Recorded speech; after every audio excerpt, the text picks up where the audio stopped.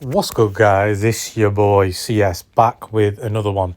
Previous video didn't upload a few days ago.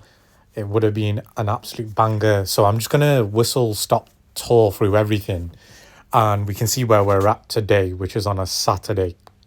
Okay, so first chart I want to look at is the parabolic chart. So at the moment, we're actually still within that parabolic curve. Nothing has, deviated from where we once were. Looking at the spider line chart, this hit the upper spider line here, which is basically everything I put on the last video would have been pure alpha. And it was one of the reasons why I wasn't getting too excited, because I saw these hits specifically at the upper trend line here. And so during these hits, especially on spider lines, we have to be very careful because they always retrace down. And so this could be a mirror image of what happens here, where we retrace or we go sideways. And that's why we need to be very careful. Another good chart that I have, which is more bullish, is the ascending triangle chart. So throughout this whole period, we've never actually closed outside of the ascending triangle. And actually currently, even today, it looks like we're hitting it and we're staying within the parameters. So to me, unless this breaks structure and then we get a bounce and a rejection up here, the ascending triangle still plays, and that's probably my favorite chart thus far. Okay, another kind of similar chart like an ascending triangle, but really that's more of a parabolic run. The point of control is really fascinating because on the daily, we've held up this area really well numerous times as support. Yes, we've even wicked down to 92 as flash liquidations. And so if we keep this level above 97k, let's just call it, this is super bullish for Bitcoin and for where we go next. And even looking at the weekly, I always look for wicks down because you've got to have wicks up and down. The biggest wick that it could have come down to where I was looking at was around here, 89, 90k. But really, we've just wicked into this region, which was the 92k area. So we had this, not last week, but the week before that, and then the week before that. So everything has actually played to the advantage of saying that the bulls are in control. And there's a lot of demand here where the shorts can't basically push the price down. Now, the most magical moment of this chart for me, which I was trying to upload, which didn't work, unfortunately, was this existing trend line. Now, look at this pink trend line, right? It basically hits there on the weekly. It's such a big trend line. I think it might have to work on the daily. I don't know how I've done this, but one of the charts, it basically is phenomenal. I'm going to use the weekly, right? So if we look here, apparently there is massive resistance there. So we got one touch back in 2018, which was the top at 20k. We then came up and then we got two touches, one in April and one in July at the same trend line, which basically signified the top. I know there was another top there, but really that was kind of the main top. Sorry, no, that was part of the same cycle. That was part of 2021. So literally it called both of those tops. And then here to the T, it's hit here right on the top. So I don't want to be the bearer of bad news, but that could indicate the top because it's indicated 3 different tops. And so maybe in 2025, we maybe look at a top at 120k.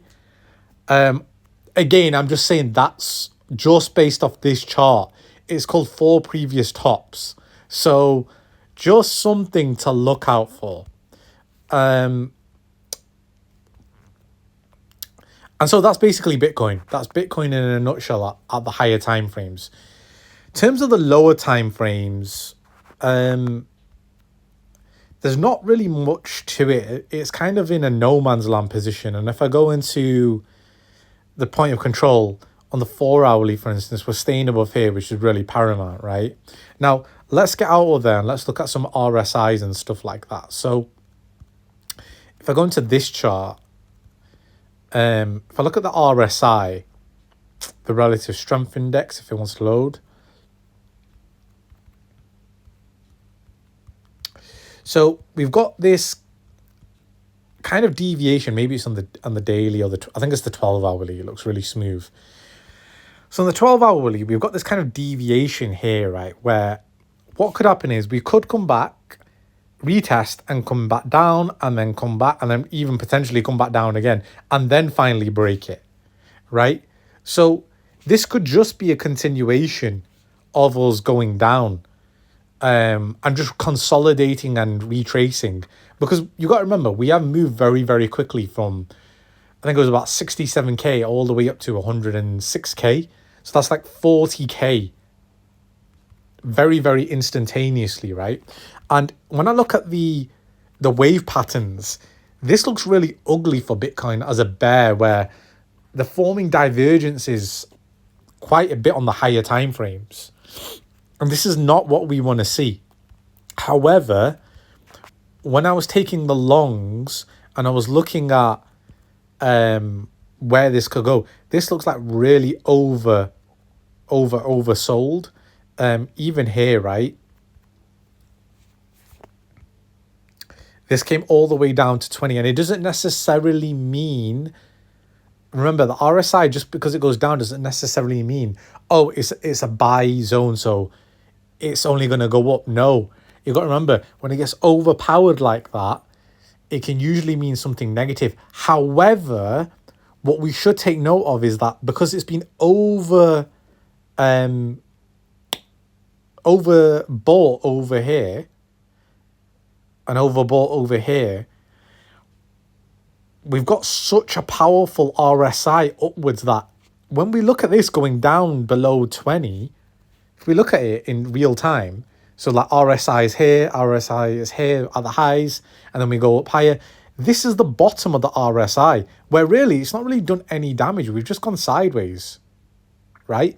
We've not really done anything here. So yeah, really good candle close. If I go on the wave patterns, on the 1 hourly, this is where I was really, really thinking, we've got a divergence here. I waited for this to pop up, and then bang, I got into the Pepe long, for instance. And so that's where we're at the moment. On terms of the open interest, if we look at the open interest, a lot of selling today, a lot of shorts coming to play. Maybe they think this is a dead cat bounce, which is kind of good for anybody who's buying, because the tide is actually against them. Again, more selling pressure on the 4 hourly. Let's look on the lower time frames. Yeah, being a constant sell pressure from the bears. And so eventually this will have to break structure. If we just look at it as a trend line, right, on a kind of like smaller time frame, let's look at it like from maybe here.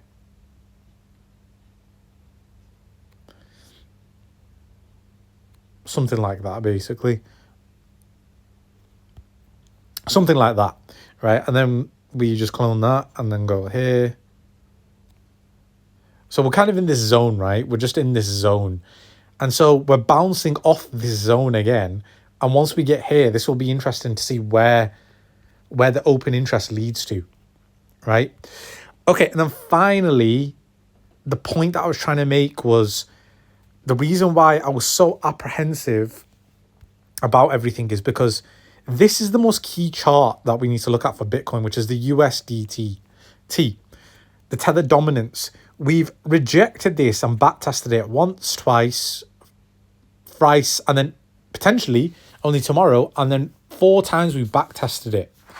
And so on the daily, we never actually got a candle close yesterday or the day before above the 4.3. We just tested this existing yellow trend line. And what do we remember from that trend line from the VC that I gave?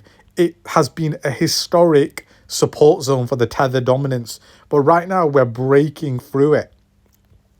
And this is actually history in the making, which is basically telling us that this is where alt season is going to commence. If we stay within this region, we have to stay within this region. Same with the dominance. Like yesterday, we came back and we actually tested back on the 58.49% region. I was more scared of us going up to 61.17 because them alts are going to get a battering. There is no doubt about that. That they will get one more slap up above at 61.42. But right now, it is showing some good prospect for alts that we're coming back into this major zone. Remember, alt season happens very, very quickly. So even if we went from 58 to 38%, 20% on alts move, like taking dominance, that is massive. That is humongous. If it went to 61, where the green line is, that's give or take, 20, 25% of a move. And so the way I'm looking at it is just to be cautious, because if we do go back and we're going to hit 61.42. All it will be a back test, in my opinion. If we go further up here again, then it's gonna be a long drawn out wait. But I feel like a lot of the alts have got absolutely smoked this week. There's some absolute coins that I've just absolutely got handled. Like Mog unfortunately got blasted, Nero got sent, Moo everything got basically sent. Everything got sent. There's some coins that have done really well and came back, like Flowkey.